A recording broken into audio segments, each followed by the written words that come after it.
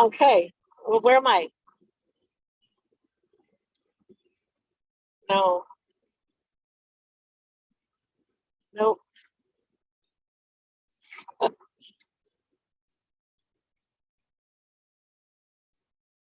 I don't know how to do this.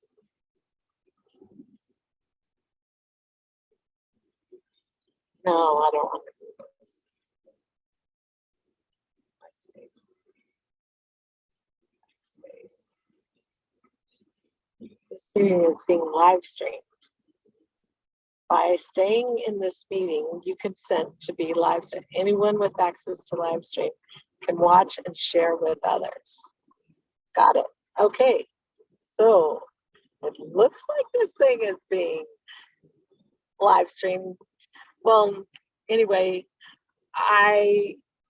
because I don't understand all the technical stuff, it's so easy to just say, heck with it. I'm not gonna be consistent with meeting with you all every day. But I am learning that done is better than perfect. So here I am. Just wanted to share with you this morning about this morning. I had the most wonderful study in the Bible. It comes from Acts 9 and the chapter 9. So there is, and just bear with me, okay, because I gotta do this. And I'm not driving, so you don't have to worry about that. I love how Jesus and the disciples, they were all they come across this blind man. And the disciples asked, who was with sin?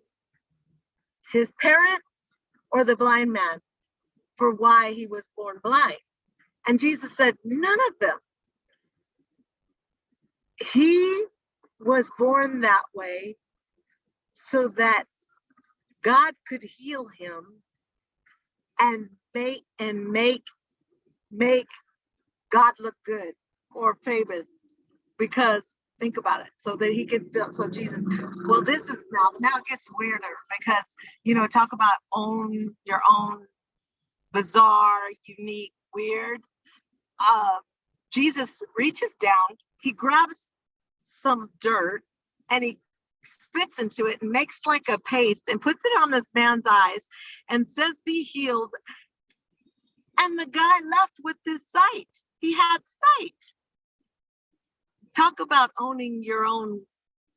Some people call it crazy, but I don't like to use crazy because I work a lot in the mental health industry. And so, crazy just doesn't work for me. But I can say own your own unique, weird faith, maybe, because if you're willing to believe that with God, all things are possible, then life becomes an adventure. You just have to own it. When something, many times in my life, I have said, babe, let's do this. And everybody looked at me like I was crazy. One, for instance, was we had to renovate a boys club building, and I had heavy favor with the construction company owner, and he said, just if you have the $38,000 of building materials here tomorrow at 1 o'clock, I'll bring in my employees and we'll knock this thing out. And I told him yes, and we only had $200 in the account. And in the morning I prayed and I said, God, I need help here. And so I did a plan. You have to plan. Any kind of plan. It doesn't have to be a perfect plan, but a plan is good. So my plan was get on the phone and call companies who sold building materials and tell them about our mission and ask for donations. This was the first time I ever solicited for donations for a nonprofit. So by 10 o'clock, I was crying because I felt so rejected. I was like, people laughed at me. I mean, who gets on the phone and asks for $38,000 worth of building materials? So I do. Well, anyway, what I did is by 11 o'clock, I said, okay, God, you told me to do this and it's not working and it's doing nothing for my self-esteem here. Being rejected is not doing anything. So I stayed in. I didn't quit no matter how hard it got. And it'll get hard when you want to do adventurous things like believe and trust in the God who loves you and says, roll your works upon me because I care about you. And it doesn't look like it. You know what I mean? And so at 11 o'clock, I made my last call. This is good.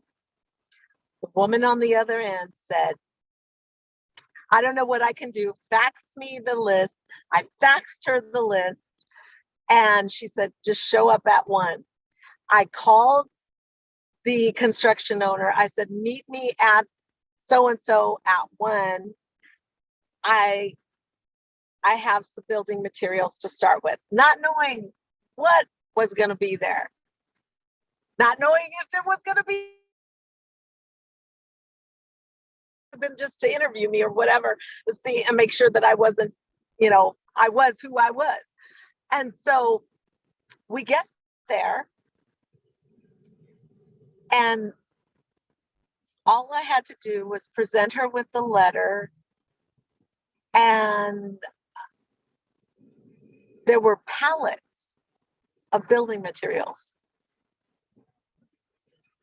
Don't quit, no matter how hard it gets, and own your own extreme, outrageous faith. Just go for it. Anyway, this is good. I'm done for today, and I hope it blesses you. Again, read Acts chapter 9. Some good stuff. Every day, the way you engage in mind renewal, like Romans 12:2, a lot of you know that I am the pastor of Destiny Center International. My husband and I founded it back in the 80s, at the late 80s. And anyway, I'm thinking, what do I want to say to you? How do I want to leave you? You know how I want to leave you? I want to leave you with prayer, because when you pray those bold prayers and you believe and you learn to dance in the waiting, that means celebrate before it happens. That's the best way to live, guys.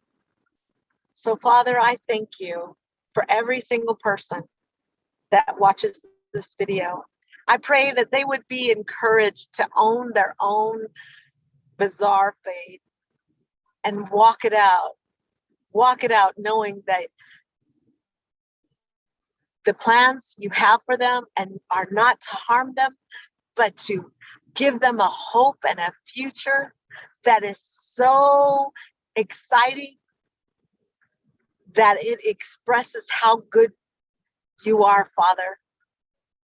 I pray that they would learn to be about your business and that your agenda would become their agenda. Every single faith-based person that's online with me now that loves you with all their heart and soul and mind, bless them. Increase their love for you and their intimacy with you. Give them strength to let go of religion and to embrace a deeper relationship with you. I love you, Lord, and thank you. Amen. So have a great day. Bye-bye.